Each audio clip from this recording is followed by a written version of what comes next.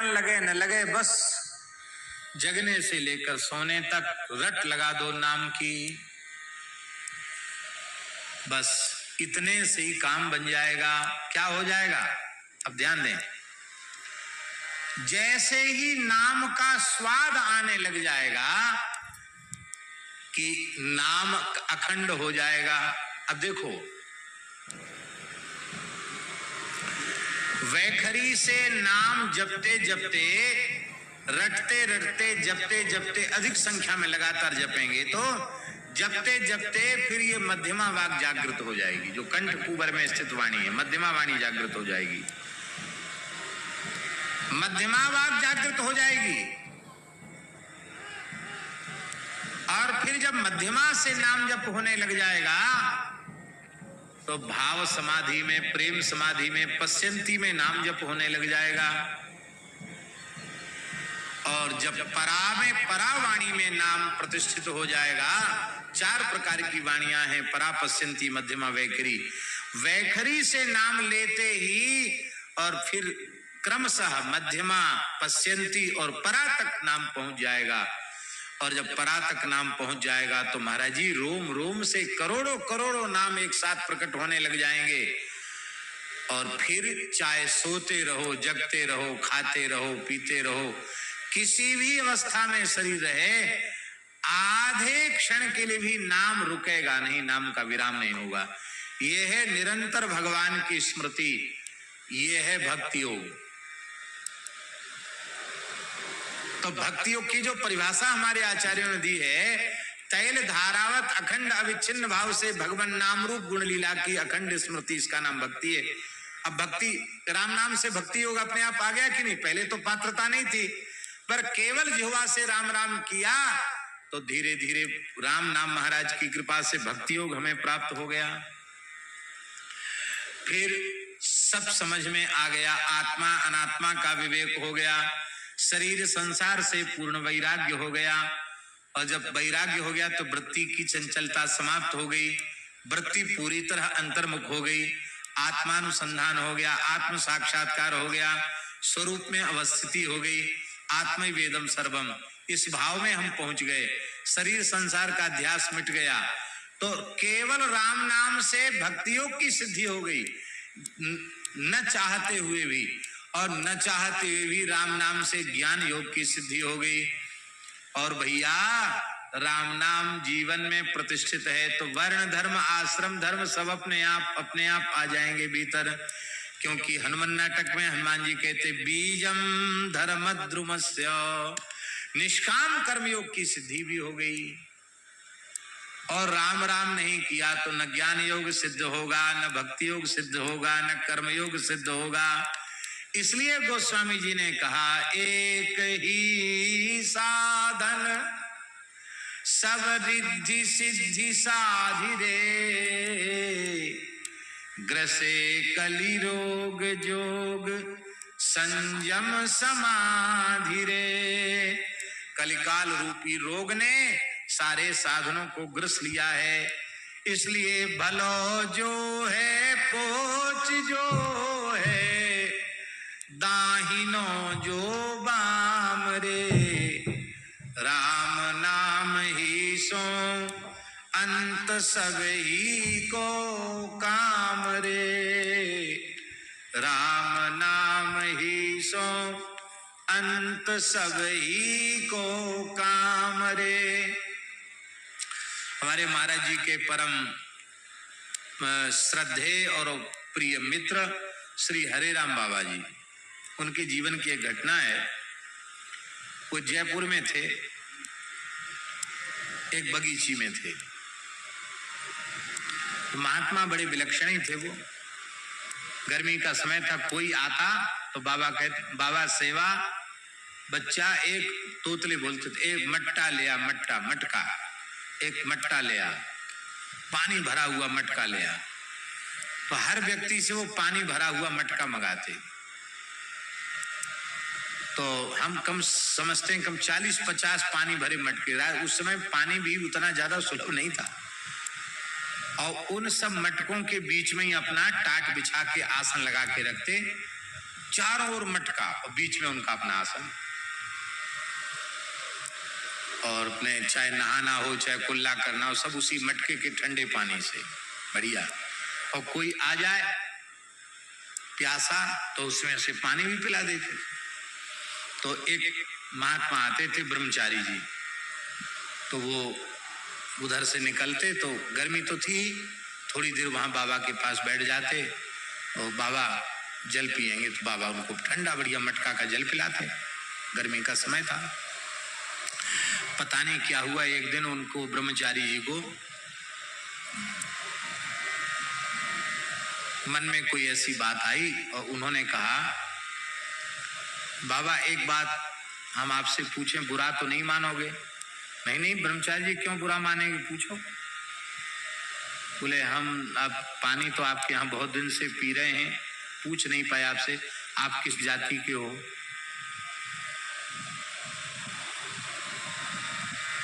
तो बाबा हंसने लगे। बाबा बोले इतने दिन तक पानी पीने के बाद जात पूछ रहे हो? देखो हम तो बहुत दिन हो गया घर परिवार छोड़े हुए, हमें ज्यादा याद तो नहीं है, पर हमारे एक पुरखा थे वो मोची का काम करते थे, जूता बनाने का काम करते थे। अच्छा, और एक हमारे पुरखा थे वो जुलाहे का काम करते थे। अब वो बेचारे भोले थे ब्रह्मचारी जी, तो कबीर जी का स्मरण करके तो जुलाहा बता दिया और रैदास जी का स्मरण करके चर्मकार बता दिया। ऐसी दो चार जाति गिना दी। अरे बोले महाराज एक जात तो बताओ, तुमने तो सब जात अपने में ही बता दी। तो बाबा हंसने लगे, बोले हम तो आपको बता दिया, आपने पूछा हमने बता दिया, अब हिसाब किताब आप जोड़ लो। तो भी बहुत दुखी हो गए, कह रहे पता नहीं, ये तो बिल्कुल इसकी तो जात वात का कोई ठिकाना ही नहीं है। इतना हम पवित्र रहने वाले इतने दिन तक यहाँ पानी पीते रहे, इसके पास बैठते रहे, बड़ी दुखी हो गए। तो एक भूरामल शर्मा जी थे, वो उनके शिष्य थे बाबा के, उनके पास गए। बोले पंडित जी अरे कम से कम ब्राह्मण हो, गुरु करे जान पानी पिए छान, कैसे आदमी को गुरु बना लिया? वो महात्मा तो, हमने पूछा क्या जाति है? तो कहते हमारे पुरखा मोची का काम करते थे, जूता बनाने का काम, ऐसे को आपने गुरु बना लिया। तो वो समझते थे बाबा को। बोले अब महाराज आपको क्या तकलीफ हो रही है, अब हम तो बना ही लिया गुरु, जो बदल तो सकते नहीं उनको, पर एक मेरी प्रार्थना है। क्या?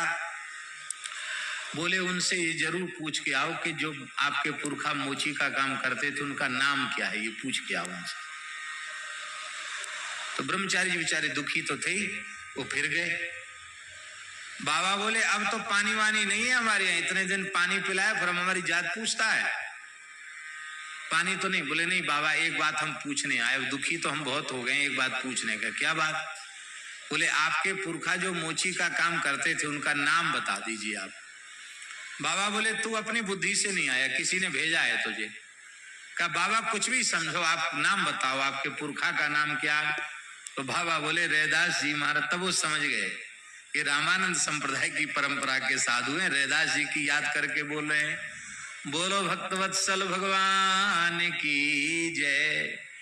भलो जो है, आप चाहे जितने बड़े आचारी विचारी भले से भले बने रहें, बाबा ने कहा ब्रह्मचारी जी ये जो कुछ आप करते हो सब बिल्कुल ठीक है, करना ही चाहिए, लेकिन कल्याण तो राम नाम जपने से होगा, इसलिए सब करो पर अनन्य भाव से चलते फिरते राम नाम का जप करो, क्योंकि भलो जो है पोच जो है, भले से भला हो, खूब धर्मनिष्ठ हो, खूब आचार विचार वाला हो, लेकिन राम राम नहीं करता है तो कल्याण में संदेह ही बना रहेगा। पोच जो है, पोच माने सबसे अधिक नीच व्यक्ति, निम्न से नीच, नीच से नीच है, बुरा से बुरा है, उल्टा है, सीधा है, कैसा भी है, उल्टा सीधा है, बुरे से बुरा है, अच्छे से अच्छा है, कैसा भी जीव क्यों न हो, काम तो अंत में राम नाम से ही बनेगा, राम नाम ही सो अंत सब ही को काम रे। अंत में सबका काम राम नाम से ही बनने वाला है। अरे भाई अंत में कब बनेगा? जब आज से अभी से लेना आरंभ कर दोगे तो अंत में भी राम नाम की स्मृति आएगी, नहीं तो नहीं आएगी। एक अघोरी था, अघोरी जानते ना, मसान सिद्ध करने वाले, एक अघोरी था। ओ तमाम मनुष्य की खोपड़ियां लिए हुए, इधर लटकाए उधर लटकाए, हड्डियों की माला पहने, काला कपड़ा पहने, मसान जगाया हुआ कोई मसानी, सिद्ध मसानी आया और गोस्वामी तुलसीदास जी महाराज 80 घाट वाराणसी में जहां विराजते थे वहां बैठे थे। वहां से वो अघोरी निकला। इस तरह के सिद्ध बहुत हैं बनारस में। निकला, खप्पर हाथ में लिए था, बार बार आलक आलक आलक आलक ऐसे बोल रहा था। गोस्वामी जी आंख बंद करके बड़े प्रेम से श्री सीताराम श्री सीताराम श्री सीताराम जप रहे थे। जब उन्हें विक्षेप हुआ तो उन्होंने नेत्र खोले, वो अलग अलग चिल्लाता हुआ दिखाई पड़ा।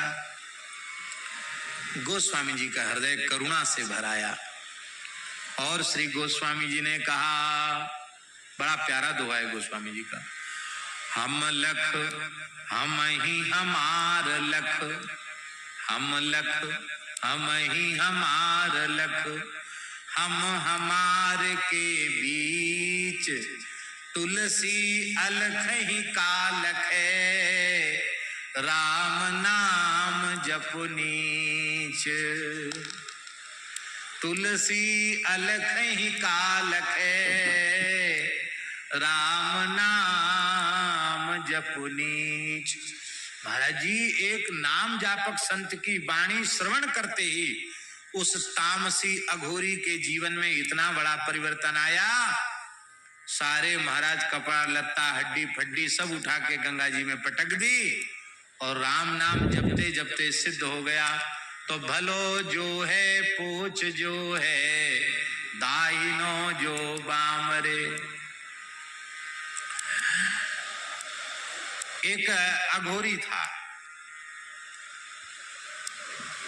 बड़ा सिद्ध था महाराज। उसने कब्जा कर रखा था एक बगीचे पर। एक सेठ का बगीचा था, आम का बगीचा, गाजीपुर क्षेत्र की बात है, कहीं बनारस के आसपास।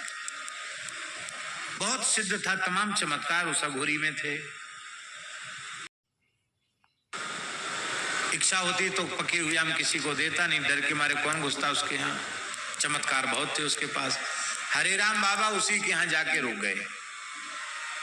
बोले गुरु भाई देख ऐसा है, अब रोटी वोटी कौन खाए, इतने बढ़िया बढ़िया आम टपक रहे हैं, टपका आम, गिरे हुए आम, हम तो यहीं रहेंगे गुरु भाई, और बस कुछ चाहिए नहीं तुमसे। गंगा जी का जल भर लाएंगे मटका में और बस उसी में आम ठंडे कर करके चूसते रहेंगे, राम राम करते रहेंगे। तो बाबा का उसका अघोरी का प्रेम हो गया, रह गए। बाबा बोले कि तुम मसान सिद्ध करते हो, भूत प्रेत आते? बोले हाँ आते तो हैं। तो बाबा बोले हमको दिखाओ। बोले हाँ दिखाएंगे। तो एक बार कोई ऐसी अमावस्या तिथि आई, वो मसान में कहा तो इतनी दूर बैठ के तुम देखना। बाबा कहते मैंने अपनी आंखों से देखा।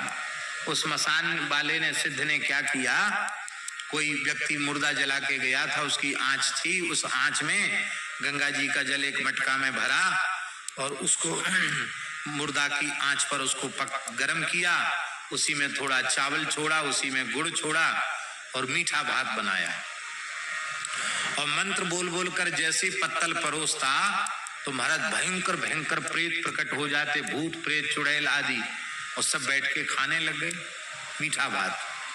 बाबा ने आंखों से देखी भूतों की पंगत और वो सब खाने लगे और सब बड़े प्रसन्न हो रहे थे भूत वगैरह, और ये कुछ माला फेर के जपने लग गया।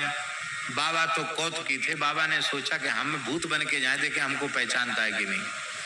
तो पास में बाबा की कोठरी थी, वहां सफेद कपड़ा तो बाबा पहनते ही थे, तो एक सफेद धोती पैर के अंगूठा से ऊपर तक ऐसे बांध के और एक बांस हाथ में पकड़ के उसमें एक धोती बांस में बांध ली और चीखते चिल्लाते हुए ऐसे करके बाबा पहुंचे। वो भजन कर रहा था, उसने देखा, वो तो डर गया, इकट्ठी डर गया कि कोई प्रेत है।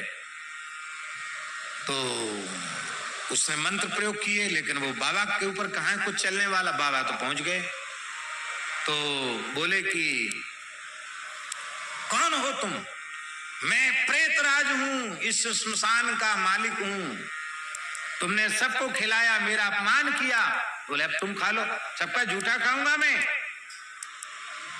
अब मैं ये मीठा भात नहीं खाऊंगा, तुझे ही कच्चा चबा जाऊंगा। ऐसे करके बाबा ने बांस हिलाया, वो महाराज भगा।